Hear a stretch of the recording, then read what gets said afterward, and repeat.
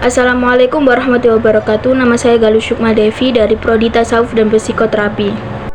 Di sini saya akan membawakan presentasi dengan judul The Genetics of Human Personality. Apa sih The Genetics of Human Personality itu? The Genetics of Human Personality itu adalah genetika kepribadian dari setiap individu atau perseorangan. Ciri-ciri kepribadian adalah pola pemikiran, perasaan, dan perilaku yang relatif bertahan lama sehingga dapat mencerminkan kecenderungan untuk merespon dengan cara tertentu dan dalam keadaan tertentu. Dalam bab ini itu ada 5 pembahasan. Yang pertama yaitu Twin and Family Studies, yang kedua yaitu Candidate Genes Association, yang ketiga yaitu Genome Wide Scans, yang keempat yaitu Polygenic Strategies for Studying the Genetics of Human Personality, dan yang kelima yaitu Limitation and Future Direction. Yang pertama yaitu Twin and Family Studies. Apa sih Twin and Family Studies? Twin and Family Studies adalah pembelajaran kembar dan keluarga estimasi heritabilitas. Penelitian terhadap orang kembar mengenai kepribadiannya dapat menunjukkan bahwa kembar identik lebih selaras dibandingkan kembar non-identik, sehingga menghasilkan perkiraan heritabilitas dalam kisaran 40%, menunjukkan bahwa proporsi moderat atau varian ciri-ciri kepribadian dapat dikaitkan dengan sifat aditif atau efek genetik. Studi keluarga dan adopsi yang memperkirakan kemiripan antara orang tua atau anak kandung atau kerabat yang dipisahkan karena adopsi menghasilkan perkiraan yang sedikit lebih rendah, yaitu sekitar 30%. Yang kedua yaitu Candidate Genes Association Studies atau asosiasi calon gen. 20 tahun yang lalu, secara umum diasumsikan bahwa arsitektur genetik kepribadian mungkin relatif sederhana daripada penyakit kejiwaan. Dengan beberapa gen menjelaskan sebagian besar varian itu varian yang diwariskan.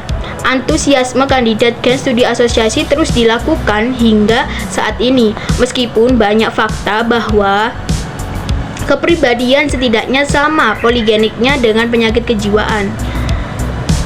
Kandidat literatur gen didominasi oleh sejumlah kecil gen yang sebagian besar dipilih berdasarkan perannya dalam sistem neurotransmitter utama. Studi asosiasi gen kandidat itu menghasilkan hasil yang kurang memuaskan karena memiliki alasan tersendiri, terutama yaitu karena lokus yang diteliti akan memiliki ukuran efek lebih besar daripada yang diamati. Yang ketiga yaitu Genome Wide Scan atau pemindaian seluruh genom. Nah, pada pembahasan ini itu juga ada 3 pembagian. Yang pertama yaitu Linked Studies, Genome Wide Association Studies, dan Summary of GWES Studies of Personality.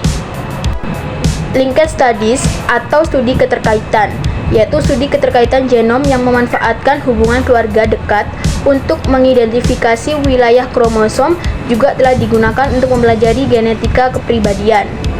Yang kedua yaitu Genome Wide Association Studies atau studi asosiasi genom luas.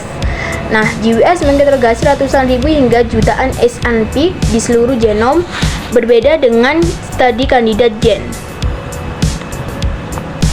GWS merupakan pendekatan yang menghasilkan hipotesis yang tidak mengasumsikan pengetahuan sebelumnya tentang biologi mendasar yang terkait dengan sifat tersebut. Berbeda juga dengan studi keterkaitan, GWS lebih memanfaatkan individu yang tidak berkerabat yang memiliki potensi untuk mengidentifikasi wilayah lebih kecil yang berisi satu atau beberapa gen. Tiga yaitu Summary of GWES Studies of Personality atau ringkasan studi GWS tentang kepribadian.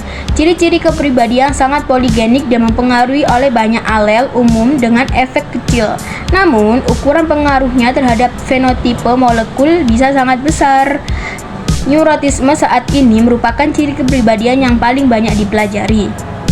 Yang keempat yaitu Polygenic Strategies for Studying the Genetics of Personality atau strategi poligenik untuk mempelajari genetika kepribadian.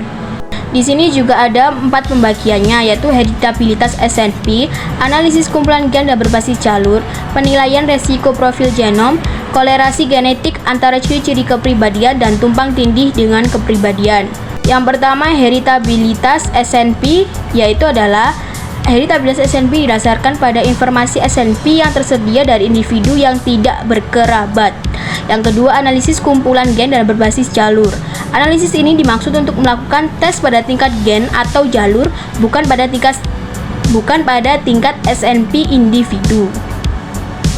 Penilaian resiko profil genom merupakan metode untuk menyelidiki sifat poligenik dari sifat-sifat seperti kepribadian mengeksplorasi dasar genetik.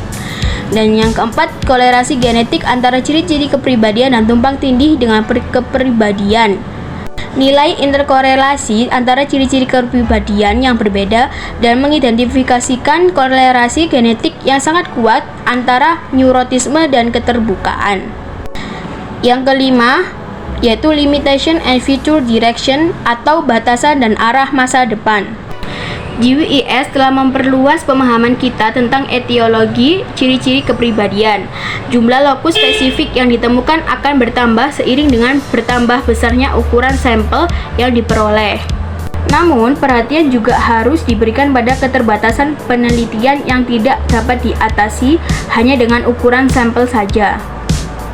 Karena pertama, metode yang digunakan selama ini didominasi oleh GWS yang fokus pada efek epistasis.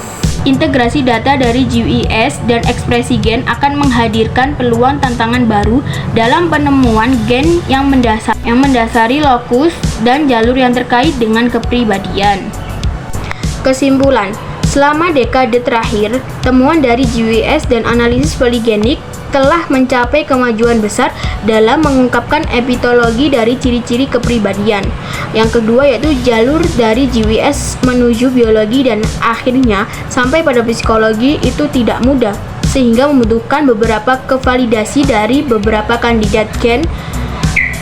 Dan yang ketiga yaitu banyak kandidat gen yang teridentifikasi. Sulit terbukti ciri-ciri kepribadiannya karena tidak adanya analogi yang eksklusif. Cukup sekian presentasi dari saya. Mohon maaf bila ada salah kata atau salah penjelasan, karena sesungguhnya manusia tidak luput dari salah dan lupa. Wassalamualaikum warahmatullahi wabarakatuh.